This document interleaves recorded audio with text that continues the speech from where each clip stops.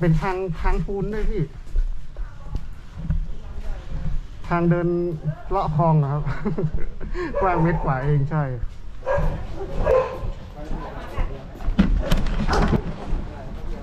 ขึ้นเรือด้วย มีอะไรอีกไหมกระเป๋า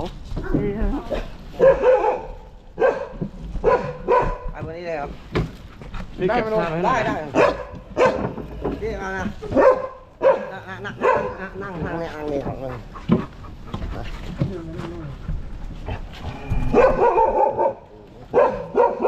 เฮ้ยไม่เห่าอะไรเห่าไม่เห่า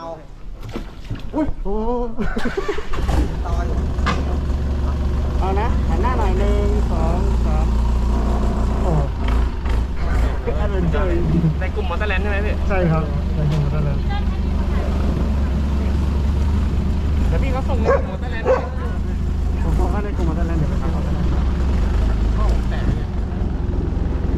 ถ่ายเป็นวิดีโอหน่อยๆก็ได้พี่พี่แต่เซลฟี่ใช่ไหม ได้เลยเดี๋ยวผมถ่ายให้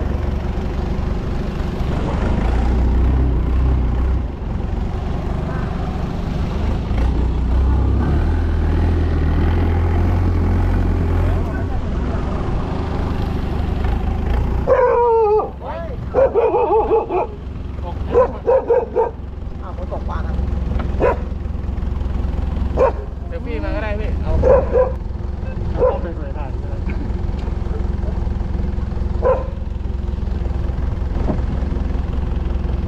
ครับโอเค ก่อนนะครับให้เรือจอดประเด็นเฉลี่ยก่อนนะครับแล้วถึงท่าเนี่ยนะ ท่าไหนครับ ท่าแรกค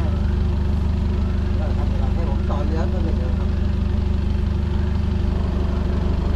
มันเล็กนะครับเป็นท่าไม้ครับ แล้วอย่างนี้เราจะขนย้ายยังไงเนี่ย นั่นเลยพี่ต้องเอาคนข้างรถมาวางไว้นี่ เพราะว่า แรก เดินได้เดินดูเราอยู่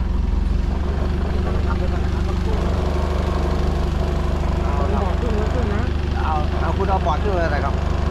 ได้เลยครับ ก็ได้ ขึ้นนะบนบอร์ดเดี๋ยวผมจะกลับบนเรืออีกทีครับครับผม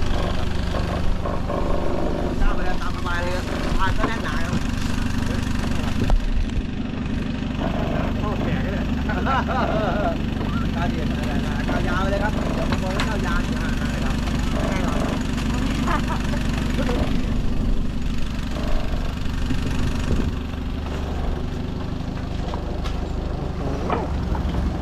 โดดเข้ามาข้างในเลยไปพี่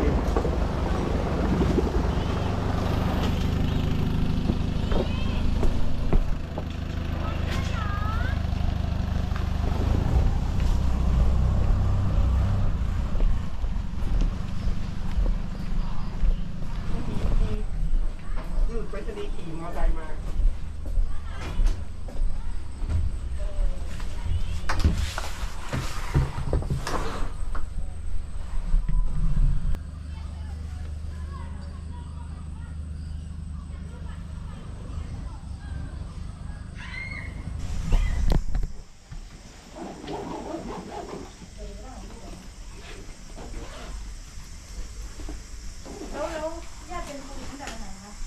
ตัวผมเนี่ยพอดีกลับไปจากเชียงใหม่เมื่อวันที่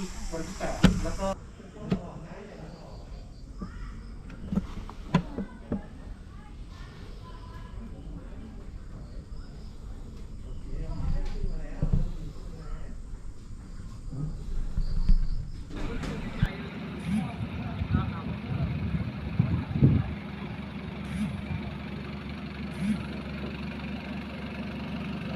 ลงหัวแรกคนนั้นเอาเชือกเอาเชือกตกไปแค่เชือกแขนอะไรเชือกเอาเชือก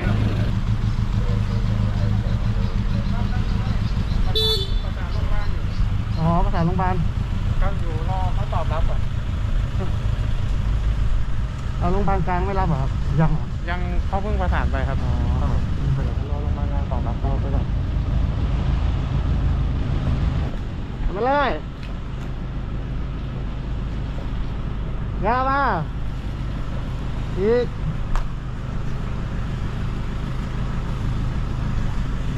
กมาโอเคได้ยัง ได้ไหม ครับผมไปโรงพยาบาลกลาง โรงพยาบาลกลางขึ้นด่วน62นะโรงพยาบาลกลางขึ้นด่วน62อ่ะ